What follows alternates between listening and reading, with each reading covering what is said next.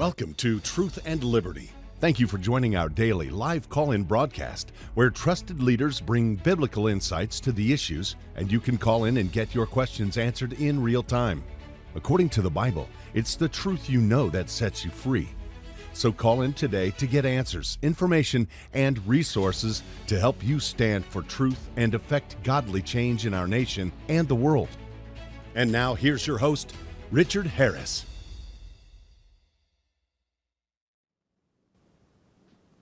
Hello, everyone, and welcome to Wednesday's edition of the Truth and Liberty Show. I'm Richard Harris, and your host today. It's awesome to have you with us, and we have got a really amazing program lined up for you today as we're going to take a deep dive, if you will, into progressive state politics. Particularly, what I want to do is open a window for you to see the radical left agenda in a solid blue state like Colorado and what is actually happening to our country at the state level. You know, so many people that do pay any attention to politics, they think mostly about national politics, and they see the headlines on, you know, USA Today and CNN and this sort of thing, and they have no idea of everything that's going on at the state legislatures. But the fact of the matter is that we've got 50 states, and each one of them has a legislature, and every one of them is active and considering laws, fighting over laws and regulations and things like that that affect our lives. And it's the transformation that is happening in the blue states, primarily in the state houses, that is rotting the nation. I don't know how else to put it. And then those things work their way out at the state level and then eventually make it up to the federal level with Joe Biden and the liberals in Congress. But we have got to be aware of what's happening in our states because this is affecting families and children in schools and crime and even immigration and environmental policies and all kinds of other things. So I have with me today on set here at Andrew Womack Ministries and Truth and Liberty is our own state senator and our good friend Mark Baisley. Mark, let me give you a proper introduction here. Mark has developed a career in aerospace, defense, and education and financial services. Your list of accomplishments is pretty impressive here, brother. You served on the board of a STEM school and academy in Highlands Ranch, Colorado. You were chairman of Colorado Space Business Roundtable, a member of the Columbia College Board of Trustees, Littleton Public Schools Foundation, and many more. You've been active in the Republican Party, several positions in the Douglas County political Republican Party, and even chairman of the Bylaws Committee for the state committee. And you've served as our state representative for, I think, 8 years, and then now you are our state senator here in District 4 in Teller and Douglas County, and it's so good to have you on set today. Thank you, Richard. Yeah, it's a real honor to be here. And there's 6 more counties beyond the 2 you mentioned that are in my Senate district. What are those then? Okay, so it starts at Lake County, Park, Chaffee, Fremont, Custer, Jefferson, then Douglas and Teller. Well, that's a big district. Yeah. And Mark, you've always been a student of history and an ardent believer in the founding principles of America. And at the state house in Denver, you've become a real conservative stalwart and champion for freedom and the Constitution. And the thing that people may not realize is for a conservative Republican like you, in a state that is dominated by hard left liberals everywhere from Governor Polis all the way down through the legislature and every statewide office, it can be a really tough job at times. Yeah, I appreciate that you bring up the kind of the motivation. That's, my motivation for serving is philosophical, patriotism, trying to preserve what the founders gave us, and it's intriguing to me when you get there and you find your soulmates in the Senate, in the House, that also are there to try to preserve liberty, preserve natural law, or as founders put it in the Declaration of Independence, our founding document, the pursuit of the laws of nature and of nature's God. And when you just have that's your goal, then everything else kind of follows naturally. And interestingly, the other worldview that we're up against, that includes several legislators who are there. They're single issue legislators, and they come from a position in their own personal life, a personal experience. Like there's one legislator who was evicted, his family was evicted from their home when he was about 12 years old. And so everything that he does in the legislature is to try to prevent any tenant from being evicted from, or their rent controlled and so on. It has everything to do with that. Another legislator whose son was killed in a mass shooting, the Aurora Theater shooting. So everything he does is all about gun control and so on. So yeah, the motivation that we come in with makes an extreme difference in the outcome. Absolutely. Well, there's so much that we could talk about this year's last session at the Colorado General Assembly. Yeah, you gave me a list of bills that were passed and not passed, and honestly, Senator, it's astounding to me. It's alarming to me what's going on. The first area that I wanted to talk to you about is there's a set of laws that were passed, and this isn't new, right? This has been happening in Colorado for a long time, but there seems to be a coalescing taking place between an LGBT agenda and an agenda for the state to take over the raising of children and injecting itself between parents, undermining parental authority, and then also a state takeover of health care, both mental and physical. Yes. So we have a bill that passed that first off requires tracking of children from all the way through public school, even up until their career. So creating some kind of a master database, I suppose, of all Colorado citizens ultimately, I suppose, is the idea. Then we have school-based mental health, where they're putting only state-approved counselors, right? And we know Colorado already does not allow any counselor to assist a child trying to escape same-sex attraction, right? That's called conversion therapy ban. And then they have school-based health care. They want to make the school, I guess, the hub for health care for children in this state, cutting parents out of the process. Right. Last year or year before, Colorado says children can seek mental health care without parental consent. They can go to a psychiatrist, they can get an abortion without parental notification and consent. And now we've got this whole trans movement. House Bill 1039, I think is the number, passed this year, requires all school personnel, teachers, everyone from the teacher and principal all the way down to the janitor and volunteers to only use a child's preferred name. Like, oh, I'm Joe, no, now I'm Julie, right? And if you use anything else, it's illegal discrimination and you can be sued. Am I overstating what's happening here? I wish you were not, but no, that's, when you take that 30,000-foot view, after you have been fighting each of these on an individual basis, and then you step back and you see what they're doing trend-wise, it becomes frightening. So this is the obvious answer to the challenge that I get when I've said publicly from the well, as we call it, the podium on the floor of the Senate, and previously when I was serving in the House, I've said it there, that we ought not to have public schools. Ought not to be government-run schools. I think it's one of the big mistakes that we've made as a society. The other one, I think, was licensing of marriage.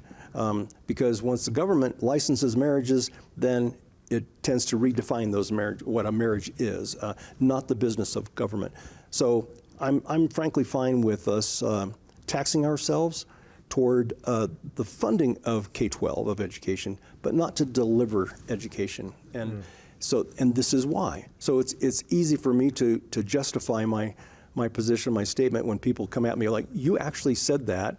I go, yeah, and I actually mean it. And here's why. Because it is that attempt. It's the temptation of the left that while we've got all those children under our care for several hours every day, away from their parents, let's assert our philosophy onto those children. And now, going so far, and it's just amazingly blatant, to go so far as to say, yeah, and you cannot tell your parents about this. Putting themselves, their philosophy, through the power of government, the force of government, between the parent and the child, and then to have the child keep that secret, keep their conversation secret, and even give them the authority, as you had pointed out, when it comes to some psychological advances to say, yeah, I don't want my parents to know about this. Now, in the recent bill language, it gives the parents the authority to know about psychological counseling, but then after they're out of the room, the child can still, the student can turn around and negate that and say, no, I actually don't want my parents to know about this. And it gets overridden. It's just, it's amazing to me. We had a dentist stop in to the Capitol a couple months ago and was advancing the idea of doing dentistry work for students in K-12 on public schools. And he goes, wouldn't it be great if we just take care of kids' teeth because they don't all can't all afford it, or their parents don't always pay attention to that? And it sounds pretty benign. And I said, no, I won't be supporting that. And he's like, why? And I go, because the school is becoming this hub for all things, all services, right, personal human services, and they don't even do the education part well. So this is the trend. This is the advantage that they're taking over.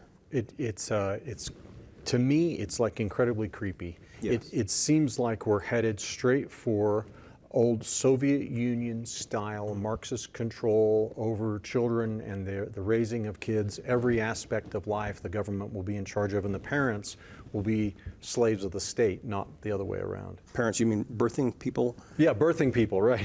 Well, Mark, one of the most egregious bills that got passed this year is the Foster Kids Bill of Rights. Right. That may not be the actual name of it, but can you tell us about that law? Yeah, so when a child ends up in the foster care system, they of course will be assigned to parents willing to take them in and be there, temporary typically, foster parents. And this bill, though, requires that, or restricts the foster parents from what they can do, what they can say that would advance anything of a religious nature, or anything that would be counter to what their gender identity is. So if their original name was Rebecca and they want to be called Fred now, then those parents will be required to address that child as Fred. If they want to take them to church with them on Sundays and that child is not interested, they cannot press that on them. It's like become a hotel, rather than their real caretaker. So, yeah, and they fought that pretty hard. Even one of the senators, state senators, stood up objecting to my objection to that and she says, hey, my son is a trans child. She goes, I would not want, if he ended up in a foster care situation, I would not want the foster parents to try to offend him and counter where he has become. I'm thinking, oh my gosh. So the parents have become the enemy of the state, really, when it comes to kids. And that law, the Foster Kids Bill of Rights, now law in Colorado, says that foster parents cannot violate, they create a privacy right for these foster kids. You can't even look in their backpack, you can't look on their cell phone, you can't look on their personal computer. How are they supposed to protect these kids from predators and pornography or drugs or even firearms? I mean, if you can't even look in their backpack and their personal belongings, these aren't foster parents now. They're just, like you said, a hotel. Well, what a great point. And I was pressing my debate in that. I recall making the point that, hey, this is shameful in that you're preventing parents, the foster parents, these loving people, from providing to them, presenting to them probably what they have needed their entire lives, and you're preventing them from learning about Jesus Christ, for instance, learning about biblical principles, saying you cannot even share that with them. That is shameful to me, and it's shameful that you want to keep them where they are instead of allow them to grow and get the wisdom of the foster parents. Yeah.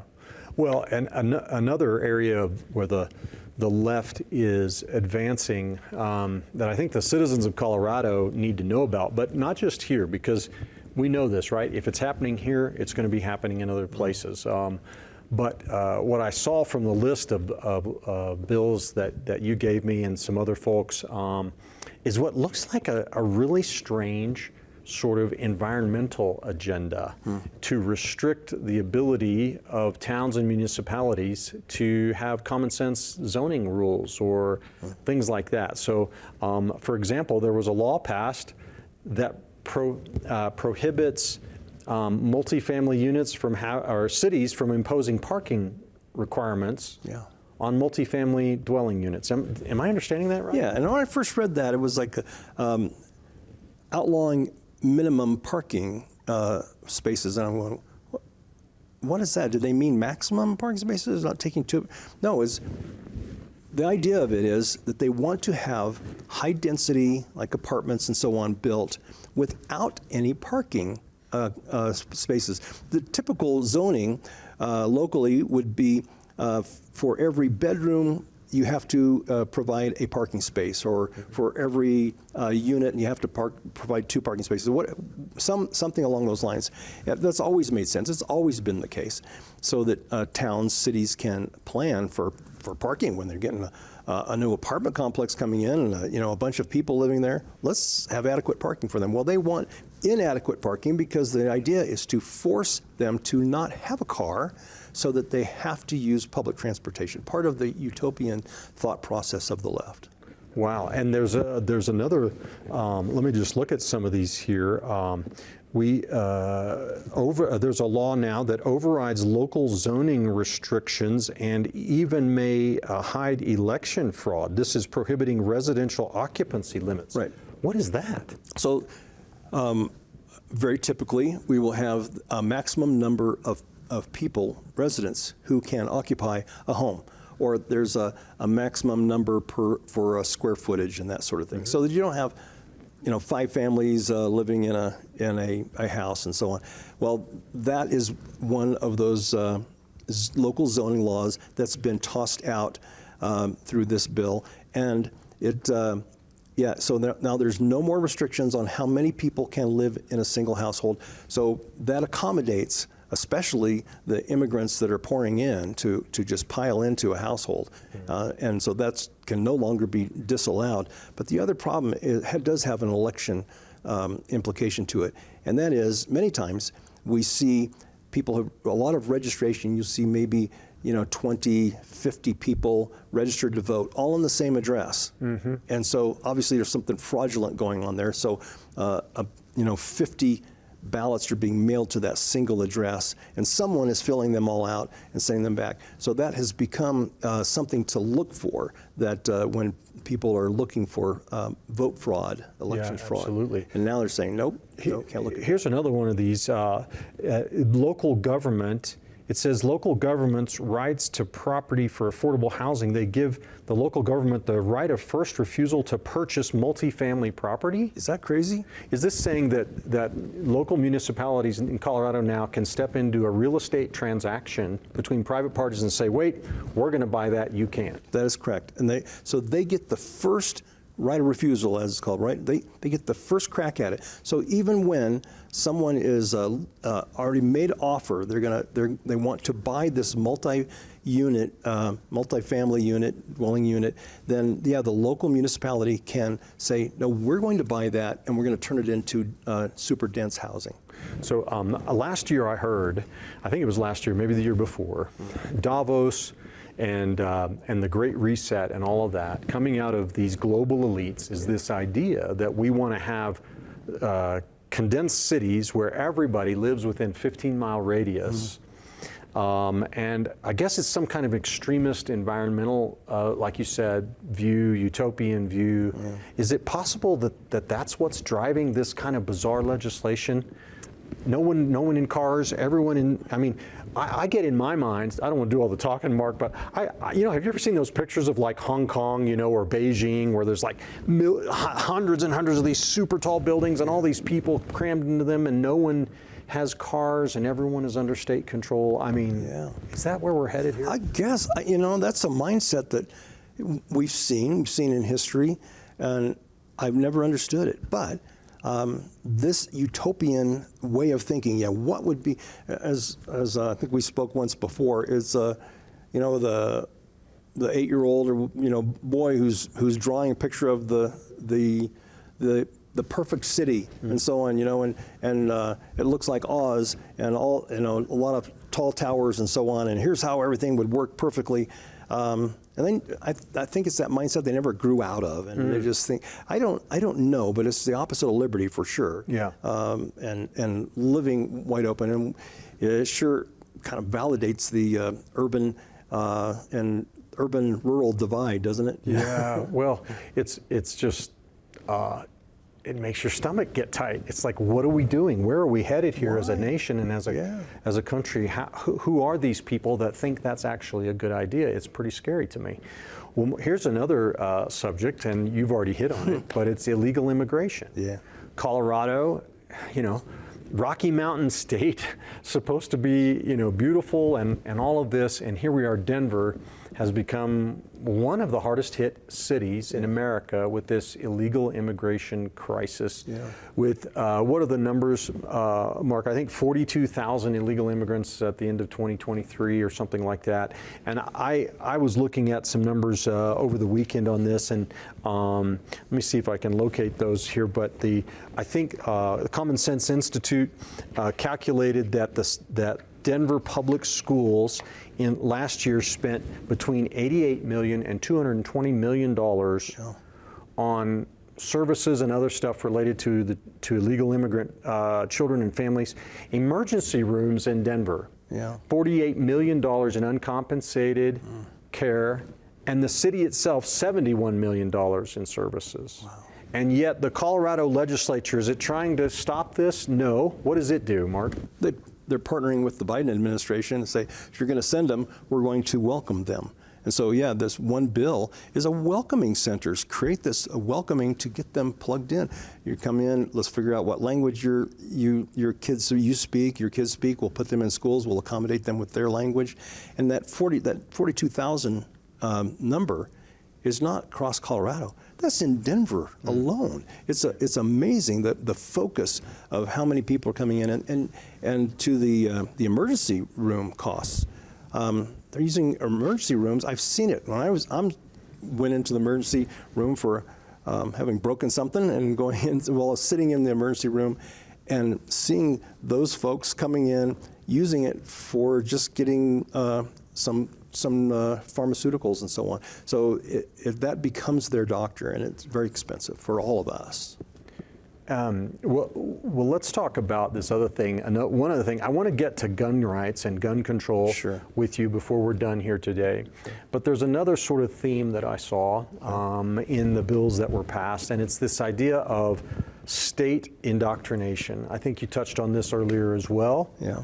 But there was a bill passed by the Colorado legislature this year requiring the state attorney general to set up a program that provides resources to government agencies and schools and other quote unquote organizations to help fight misinformation. Oh, yeah. What is that? That sounds a little bit Orwellian to me.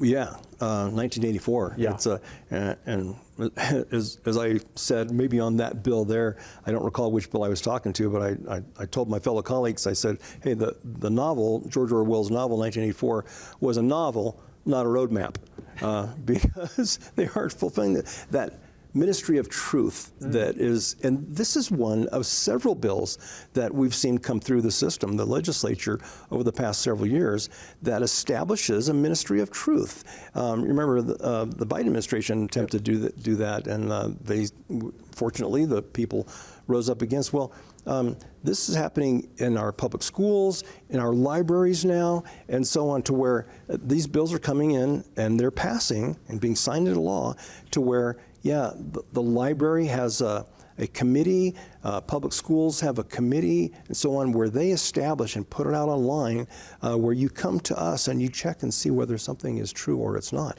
Well, how good has the government been? Take the COVID and vaccination things, for instance. Now they're having to say, that was not all true. We were wrong, having forced to admit that, but they want to be the standard, and that's very centralized government, very philosophically in conflict with our founding principles. Yeah. Well, and one of the bills too that I saw was that our high schools now in the state of Colorado can award students a climate literacy certificate if Cool. they've taken enough indoctrination courses on climate change and all of that stuff. I'm wondering, do they have a certificate for founding principles, biblical foundations of America, parental rights, freedom of speech? Do we have any certificates on that? No, and interestingly, I gave a talk. In fact, it was a 30-minute version of what I teach at Karis, every fall. But and I was teaching this just this past Saturday to a group about 35 Christian men, and in there were 2 immigrants, both from South America, and they both came up to me afterward and said, "We have never heard these founding philosophical principles that made America what America is, and really towards the laws of nature and of nature's God, and how that unfolds in the Declaration of Independence." And it just occurred to me, I thought, this is what we ought to be teaching them, and saying, hey, enjoy your time here while you're here in the U.S. Now take those principles back, because those are principles for all humankind. They're not for Americans only. That's how it's stated in the Declaration. This is for all people created, true for everyone. Take these principles back home and fix your country. Well, Mark, I started the show by saying how important it is at the state level, but let's jump up to the federal for just a second. When Donald Trump, one of the last accomplishments in his first administration was the creation of the 1776 Commission and Curriculum. Do you remember that? I do. And one of Joe Biden's very first executive orders was to rescind that entire and invalidate that entire program. Why would anyone be opposed to a study of the founding principles articulated in the Declaration of Independence and so forth? I mean, does that just speak volumes to you about the left's agenda and their belief system? All the time. And I'm always reminding fellow colleagues and fellow legislators that when we stand up every morning and we give our pledge to the Pledge of Allegiance, it's to the republic for which that flag stands, not the democracy for which it stands, the republic, a constitutional republic, and that we all swore to uphold the Constitution of the United States. And these things they're like, that just seems to have become just a cute tradition to follow these practices. But yeah, the philosophy, the centralized utopian philosophy that we're talking about that's reflected in all these bills are obviously in conflict with that mindset. So I think they would like to overturn all that. They'd like to ignore and maybe just put that on a dusty shelf and say, let's ignore all that. I pray that Donald Trump gets reelected and he re-engages that 1776 project. Well, I do too. So important. I do too. And maybe we need a 1776 certificate for our high schools. Ooh, I like that. Yeah, you'd be a great sponsor for that. Well, let's talk about gun rights. Really, I don't even like to call it gun rights. It's really the right of self-defense. Amen. The Second Amendment to the U.S. Constitution says Congress shall make no law abridging the right of the people to keep and bear arms. That's right. And yet the State Assembly of Colorado last year entertained maybe 10 to a dozen different bills that directly infringe or directly limit the freedom of the people to buy and sell and to own firearms. Now, thankfully, some of the bills were defeated, but most of them were not. Can you just kind of give us an overview of what happened? Yeah, so I like to think that the majority party, I'll put it like that, majority party, which controls the House and the Senate and the governor's office, they go into this thinking, asking themselves that question, what would I advance if I knew that I could not fail? And the only reason that the 3 of the 10 Second Amendment challenging the gun control bills, 3 of the 10 failed was because they scared themselves. We did not overcome them. We certainly put up enormous fight, and we were debating and showing the unconstitutionality and the challenge and how some of these are going to do just the opposite of what they're intended to do. But they hold the majority, so they defeated these bills. One of them, the assault weapons ban bill, would have made illegal the majority of weapons owned by Coloradans. So because of that, that bill was killed by them. But some of the bills, one that's most disturbing to me is... So look, can I stop you for just a second? Of course. It's not that they didn't have the votes. Right. Right? If leadership had said, we're going to pass this, they would have passed it. It's because leadership said, this is a little too far right now. Coloradans own too many firearms. We got it's a bridge too far for us.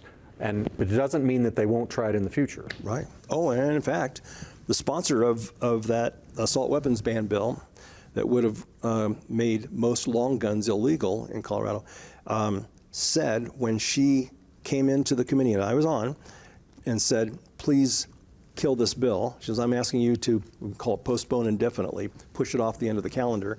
So we're of course going to comply with that.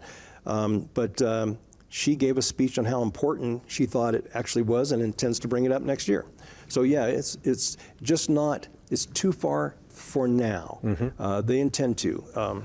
What were some of the laws that did get passed? So thankfully the assault weapons ban did not, but I'm seeing lots of restrictions here with about 3 minutes left. Sure. One that disturbs me quite a bit is one called the Sensitive Spaces Bill, where it does not allow you to carry concealed weapons into the sensitive areas. So certainly they would include schools and so on that, but also include in that the sensitive spaces was churches. Now churches, typically, especially the larger churches, as you all know, they will have some portion of their members will carry concealed weapons. So it's not out in the open for people to see. They're there to go through church, to have church and enjoy fellowship.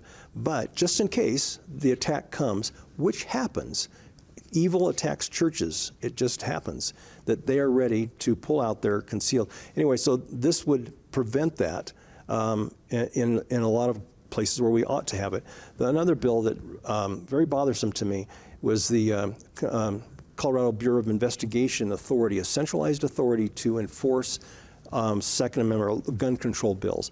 Reason that's important and reason that's so disturbing is that most of these bills are unconstitutional, or they at least challenge the Constitution, the Second Amendment, as you described, not infringing on our right to carry arms. Well, we rely on our county sheriffs to not enforce these bills because they deem them to be unconstitutional. We hear that all the time. And most of our county sheriffs are great at this. They'll say, okay, those people in the legislature, they passed the bill, but it's unconstitutional. I will not be enforcing it. So live your life.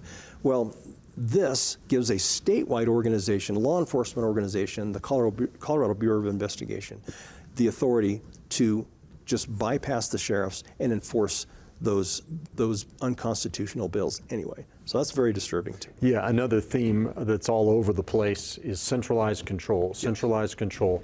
A couple of years ago, they centralized all of our elections to the Colorado City Secretary of State and took away a lot of discretion away from county election officials and everything else. Right. That's just one example, and we see that march continuing. I've got 1 minute left of this segment, Mark, and I just want to ask you about this. One of these bills that passed requires credit card companies to monitor, take note of, create a record for any firearm purchase. Yeah.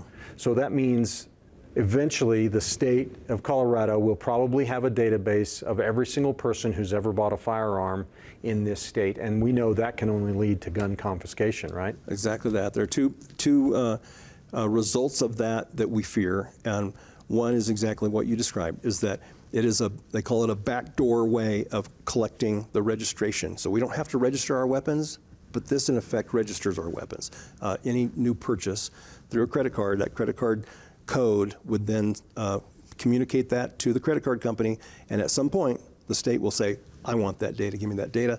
The other one is just denying purchase. So if at some point they decide we want to disallow weapons purchases, then that code will say this is a weapons purchase through this credit card, and maybe the credit card company denies it. Right, a woke credit card company. Yes. It's not hard to imagine them saying, right. "This is against our standards. We're not gonna fund this purchase." Right. Well, Mark, we're out of time on the show, but as always, it's so good to have you with us, and we are so thankful for the hard work you're doing up in Denver. Thank you. Let's talk happy stuff next time.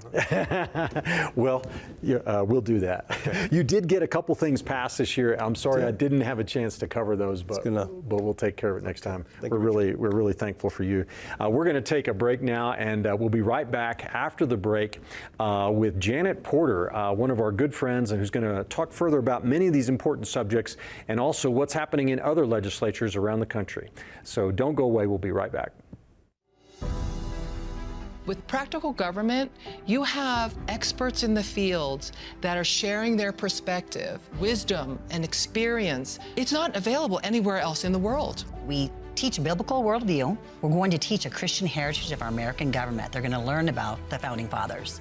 We're teaching the Constitution, how government operates, practical skills, and field study. There's no better place on earth to get equipped than Karis. You know, God's not done with us. He's not done with America, and He's not done with you.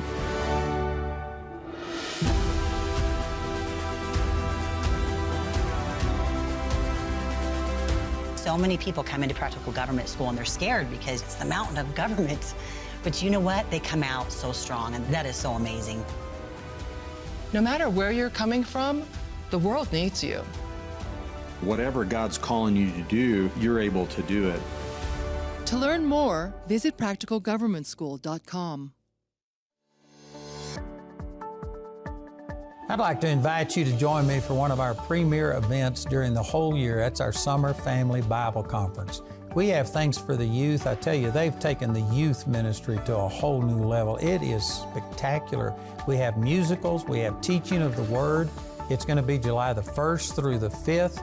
And we have eating, barbecue, all kinds of things. It's just a whole family affair. July the 1st through the 5th, our Summer Family Bible Conference.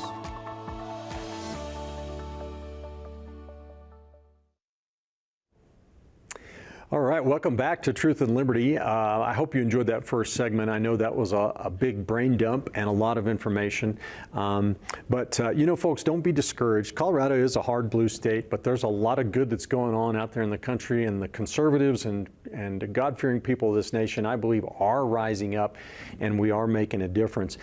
Before I go to our next guest, I did want to do a little plug here for the Summer Family Bible Conference that's coming up July 1st through the 5th. Here at Karis Bible College. If you haven't registered yet, please do that. You will not regret coming to Summer Family Bible Conference. I promise you that. It'll be a great time for you and your entire family as you sit under the teaching of God's Word and enjoy some great fellowship and just beautiful Rocky Mountain weather and scenery. So come out today and you'll be blessed. All right, well, joining me now is our good friend and familiar face to all of you, Janet Porter, the founder of Faith to Action, the author of the original Heartbeat Bill, and culture warrior extraordinaire, and just one of my favorite people on the planet. Janet, thank you so much for joining us today. Thank you, Richard. Great to be here with you again. Well, Janet, you have been busy. I think, I wonder sometimes if you actually do sleep. I don't think you do. Got a message from you a few weeks back on the eve of the National Association of Christian Lawmakers Conference. Normally I go to that one, wasn't able to make this one this year, but you were headed there, and you were prepared to introduce a piece of model legislation that kind of goes, it's on the same subject as some of the things I was talking to Senator Baisley about, and Sure. it was an effort to stop the grooming, really, and the indoctrination of our kids in our public schools and libraries with this whole satanic LGBT transgender, QRSPD, yeah, the whole ungodly belief system that is just ruining our children today. Can you tell us more about that bill, and how did it go Sure. at the NACL? Well, let me kind of give the background. It seems as though, especially in this last segment, you just feel overwhelmed. I mean, they're starting more brush fires than we can put out. You've got the drag queen story hour at the county library. In the schools, they're grooming the young kids with the alphabet mafia. Then you've got the teenagers are being assigned pornography as part of their reading material. There's all these things that are going on. It seems like we've been scrambling to fight here and fight there and fight everywhere we can. And it was actually a couple of years ago, I was watching my own movie. I made a documentary called Light Winds, How to Overcome the Criminalization of Christianity. It was on the issue of marriage. And I've been praying for a long time, how is it that we can address these issues effectively? And I felt like God dropped it in my heart, much like when he did with the heartbeat bill. I felt like Texas heartbeat bill, that's the way. Because what happened with the Texas heartbeat bill? Well, we actually assigned a civil penalty, thanks to Jonathan Mitchell, who came up with the idea. I remember the early discussions we had. I kind of wanted to make sure that that we had the criminal penalty, that the abortionists were actually found to be felons, because then they lose their medical license. They got to stop the killing. But it turns out that giving citizens the right to sue when they violated the Texas heartbeat law closed down the abortion mills. And so what if we gave parents the right to enforce the anti-grooming, the obscenity, the pornography legislation that's currently on the books in most states, probably even Colorado? So we actually took a bill that was originally a library bill that Jonathan Mitchell had. And I had been talking with Senator Jason Rapert, who heads up the National Association of Christian Lawmakers. And a couple years ago, we tried to get into a special session, and I had tried in West Virginia. But it turns out that the NACL is set up for such a time as this, that you can actually introduce a bill, and unlike with the heartbeat bill, instead of waiting 10 years to get 10 heartbeat bills through, we can multiply and say, hey, everybody, here's a model. And the model of this bill says, if there is any kind of grooming, if there is any violation of your obscenity or pornography laws, the teachers and the librarians are no longer held exempt. And we give parents the right to sue. If Johnny comes home with material that violates state law, that is grooming material, then guess what? If there is grooming, a lawsuit is looming. And so I made this approach. Representative Bentley and I made this presentation at the National Association of Christian Lawmakers about a week ago, and people cheered when we said that. If there's grooming, a lawsuit is looming. They want to print T-shirts. The man, Tom Oliverson, who's running for Speaker of the Texas House of Representatives, is texting other state reps. It's now been presented in Louisiana as an idea for consideration, as well as in Texas and in Arkansas, where we believe this draft is going to happen. And I want to say personally, thank you for your input. Not only did your input get submitted with the model bill, but also that of Walter Weber of the American Center for Law and Justice, and Andy Schlafly, who was mother's renowned fame of Phyllis Schlafly, who single-handedly stopped the Equal Rights Amendment. And so we put the best and the brightest to craft this bill to say that, again, if there is grooming, a lawsuit is looming, and we can dry it up at the source. Stop the grooming. Instead of all the brush fires throughout the state, we can stop it right away at the source statewide by giving parents and citizens the right to enforce it. Well, I think it's an ingenious idea, and the timing of it is just awesome. And you know, here in Colorado, you heard me cover some of this stuff with Senator Baisley, but the LGBT juggernaut in this state, in league with Planned Parenthood and just general Marxists, are injecting themselves between parents and their children at every opportunity. And I'm concerned about the future of our kids, Janet, as parents are becoming the enemy of the state. And what are your thoughts about that subject? Are you seeing that around the country? And what would this proposed bill do to stop that? Yeah, there's no question about it. What it would do is say that, you know what, how the senator talked about how they're blocking parents, that they can't know about an abortion appointment, or if they're being called by an alternative name or alternative pronouns, and all of these secrets that are being kept from mom and dad, who have the best interests of their child in mind. They're kept in the dark. Well, this bill says, the child protection bill says, hey, you know what, if you don't release what curriculum you're teaching your children, if you don't show them the assignments, the handouts, all of the suggested reading materials, then guess what? You can be subject to a lawsuit. So it's the teachers who better abide by this law, or they're going to find themselves in a lawsuit themselves. There was one of the things Senator Bentley did is she actually removed the exemption from teachers and from librarians in the state of Arkansas. But what happened there, Richard, is that the court came in and says, oh, no, you can't do that. But the brilliance of Jonathan Mitchell's approach is they cannot do a preemptive lawsuit. That's where they can't, stop it from being enforced. It's a civil remedy. So the federal courts cannot come in and prevent it. So the beautiful thing about this is it brings parents back into the center of their child's lives and gives them the ability to enforce their upbringing in the way they see fit. And if there's violations, as we see every day in America's schools, they now can do something about it. Finally, it's a way to stop it at the source. Well, yeah, and Janet, the question, as lately I've been thinking a lot about this whole leftist agenda that we're seeing in America today.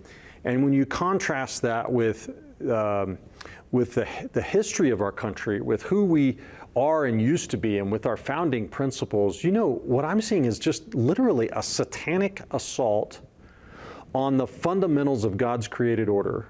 And I just would like to go kind of biblical with you for a minute here. When we read the Bible, it says God created us, male and female created He them. God said, be fruitful and multiply. Jesus commented on that, and He said, what God has joined together, let not man put asunder. The union of marriage, how sacred it is in God's sight. And the Bible clearly says no sexual relations outside of that marriage covenant are permitted. And He also said to us, take dominion over the earth, right? And replenish it and subdue it. And it seems like from the wacky environmentalist agenda of condensing everybody into cities with no cars or anything else, all the way to getting rid of parental authority and making children raised by LGBT czars in the state. It's everything is against God and against God's word. Am I missing this, or do you agree with that?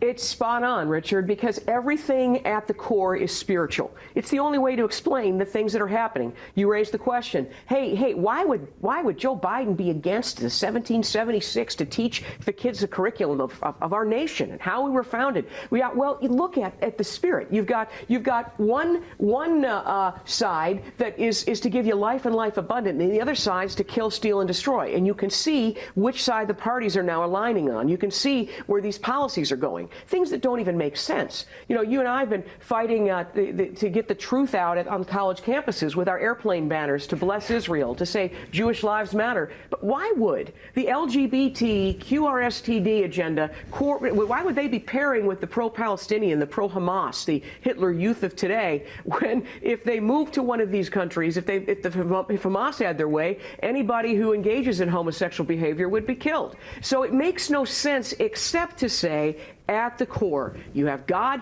and you have the enemy, and the enemy of God is the enemy of God's people, and the policies that are being pushed. I remember being in D.C. and they said, yeah, they're trying to get rid of the parking, a big portion of the parking in Union Station. I'm like, that makes no sense. Why would they do that? They're trying to force their agenda, the World Economic agenda, that we own nothing and we're all happy and we're all in some sort of a high-rise building in the inner city with no cars.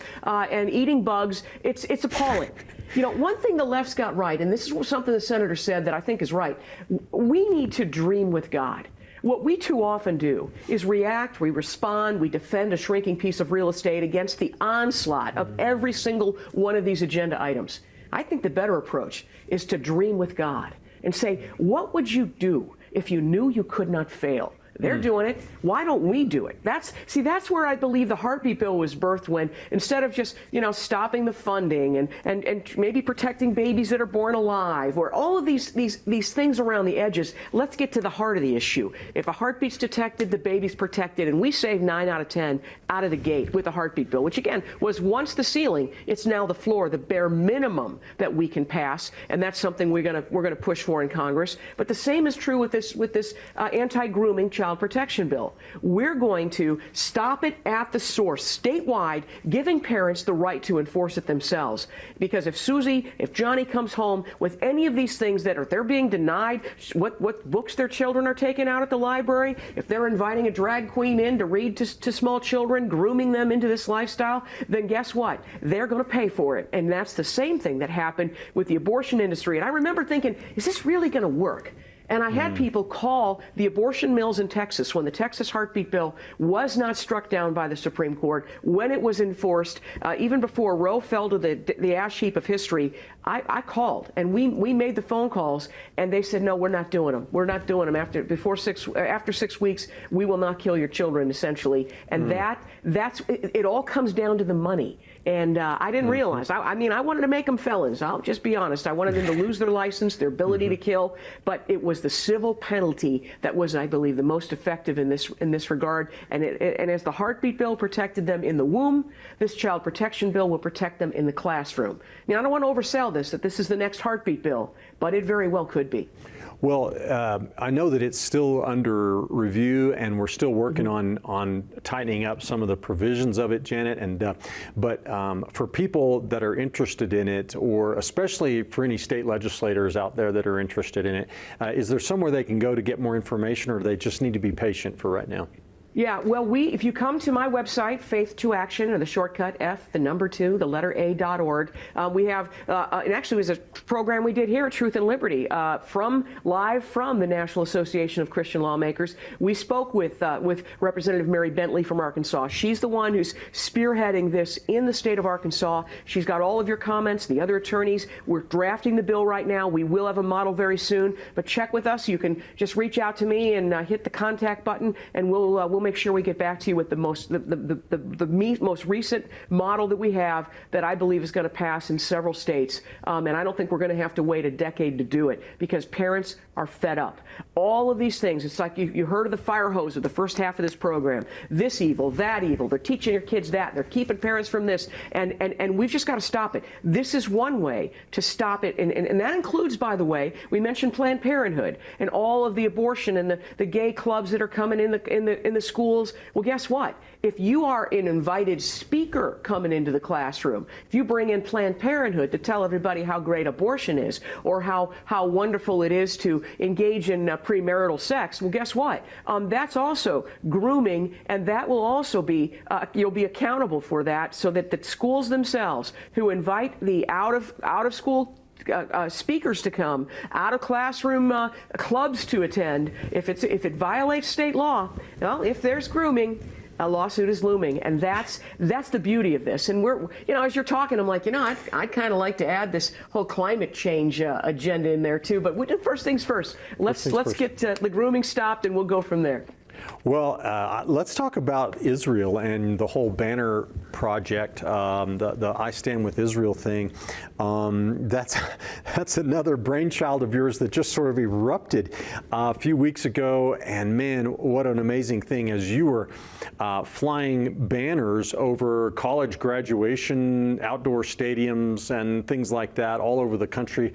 Tell us about what happened and where we are in that whole initiative. Sure. It's just, you remember when they hoisted the Palestinian flag at Harvard. Well, at Harvard graduation, when they were there at Harvard Yard in the open air, they had to watch for 2 hours a banner fly over. It was an 8-foot Israeli flag with our tagline, JewishLivesMatter.us. That's our website that we threw together it all came out of a text thread. And I'm like, who are the coolest people I know? And you made the cut, Richard. You were on the text thread. And it just so happened you weighed in to help to get this done, because we not only flew over Harvard's graduation, over University of Michigan's graduation, we were at the UCLA, which, by the way, when we were there, we actually flew. I said, give it another hour. Let's go another hour and fly over Hollywood while we're at it. So we did that. We were at USC when Sean Foyt was there. We had the Jewish Lives Matter T-shirts, so we handed out about 400 of them thanks to Patriot Mobile. We also flew, of course, we began at Columbia where this whole thing really was I think sparked. That was where the whole thing began. And so now we're looking at NASCAR races, and we're looking at other venues where we can take this pro-Israel message. One thing that Jim Garlow said in the program we had here last week is that he met with the president of Israel, with other parents of hostages, and one thing he said, he told every one of them, is that you do not stand alone. We are flying banners over universities, over large venues where people will know that you are not alone, that JewishLivesMatter.us is the website. And he said people were in tears, knowing that, in fact, I got a letter from a rabbi who said to me, it's so comforting to know, I'm an Orthodox rabbi, he said, but it's so comforting to know that this time, when the anti-Semitism is rising once again, this time we are not alone. And that means something. And I think that's going to send a message. In fact, I talked to one of my supporters. He says, my father is Jewish. He wants nothing to do with Christendom, anything to do with Christianity. And he said, I sent him your emails so that he could say, this is what it's like to be a real Christian. We stand with Israel and the God of the Bible. And that is I believe, building a bridge to our brothers and sisters in the Jewish community like nothing else. Oh, I tell you, it really gets to me, Janet. I think that is so awesome, and I'm sure, I can only imagine like Jewish students sitting and families sitting in those graduation ceremonies as they look up and saw that banner flying over, and what that must have meant to them. Because what happened on our college campuses is over the last few months is just incredibly shameful and incredibly revealing about the state of our education system and the inroads that the Marxists and the God haters have made into our culture. And so I just want to say thank you for that. And do you have any future plans for it? Is it still ongoing? Can people support this initiative? They sure can. The website is JewishLivesMatter.us. We did try to get at University of Texas. The weather shut us out. We tried to fly over the Jewish University with the message, "We've got your back." The weather again prevented it. But we are looking to go to where the people are. Some have suggested horse races. Some have suggested NASCAR. Certainly, I'd like to see us at the Republican and Democrat conventions as we stand with our brothers and sisters in Israel to say, "Look up, you are not alone." And we take that message to the airways. Well, I'm a baseball fan, so this is baseball season now, and there'll be Major League Baseball all over the country, so maybe we could get some there too. So anyway, you guys go check that out on the website again, and it's JewishLivesMatter.org. Did I get that? Right? .us. .us. A little unusual, but that's what was available. By the way, we've looked into Major League Baseball. There is one downside. You can't fly when the game is being played. You're cut off to an hour before or an hour after. So that's a little bit of a kink in it. But that doesn't mean we can't be there. As people come, very often they have their tailgate parties, and as they get ready for the game, they can still see the message. And so we're looking into that as well. Well, that's awesome. Awesome stuff. So guys, check that out. Well, Janet, let's talk about the life issue for a minute, can we? I know there's been some setbacks, over the last couple of years since Roe was reversed or overturned. There were a lot of advances made quickly as trigger laws and other things came into place, and many states passed new restrictions, heartbeat bills, other, great laws. I think we have now at this point, maybe you know the numbers, 25, 28 states that have restrictions on abortion that did not exist while Roe was on the books. So we've made a lot of progress, but the left is pushing back. Where are we in the fight? And I know the Supreme Court a few days ago ruled in favor of the government on the abortion pill FDA challenge, but it was really a standing argument. It wasn't on the merits. So that issue, I think, is still alive if we can find the right plaintiffs for it. So, but where are we? Can you update us? Sure. Last time I counted was a little while ago, but we had 20 states that were either full protection from fertilization or heartbeat, which is 9 out of 10 babies. So it's or both. 20 states. And so the case that I'm making to those who are right now contemplating, well, should we change the Republican Party platform, take the pro-life plank out, that would be a grievous error. Let me explain. That those states that are protecting children in this country, or until the ballot initiatives come to attack that, but I'll say that it ends up being 210 electoral votes. Do not pick a fight with 210 electoral votes. That's not the battle. You don't want to turn your back on your base. And so that's one battle. We've got to make sure that we make sure that Republican Party platform is at least as good as it is, or it gets better. That's one issue. But on the ballot initiatives, all of these states that are facing this assault, and what it is, it's an unconstitutional attempt to change and to repeal 50 years of state law. Because as the Senator Baisley said just before I joined you, he talked about how we pledge our allegiance to the republic for which it stands. We don't have a direct democracy. This is not two wolves and a lamb voting for what to have for lunch, where the mob with the most money wins. No, we have a representative form of government, a republic that we can, through our elected officials, have the hearings, the debate, all of the issues vetted properly to decide what laws we pass. What's happening with these ballot initiatives is they're bringing in out of state millionaires and foreign billionaires that are deciding how a bill becomes a law. They're the ones making state law. There's a problem with that. It's unconstitutional on its face. You're the lawyer, Richard. What is it, Article 4, Section 4? We're guaranteed Republican form of government? Yes. All right. Yeah, hey, well, I don't know the citation, but the Constitution says that Congress shall guarantee to every state a Republican form of government. Yes. And that's what's being denied in Ohio. It happened in Michigan. They're now they've got the crosshairs of Arkansas, Florida, of course, and we're praying and we're working. But generally, it's tough to beat the blood money that they have at their disposal. Where you've got again, foreign billionaires that came. We had the notorious partial birth abortionist Martin Haskell give money to try and repeal all of our state laws, the partial birth abortion bans, one of the first bills I worked on. This is something that needs to stop, and we're going to be addressing it in the courts, state court and federal court. We're working on those cases now. Well, I say to everyone out there who's listening, stand firm. The pendulum will swing back because abortion is against God's law. It's against nature. And we just need to hold our ground and keep fighting. We will win this battle. Janet, thank you so much for joining me today. You're always amazing, and what you're doing is so fantastic. So we'll look forward to having you back on the show real soon.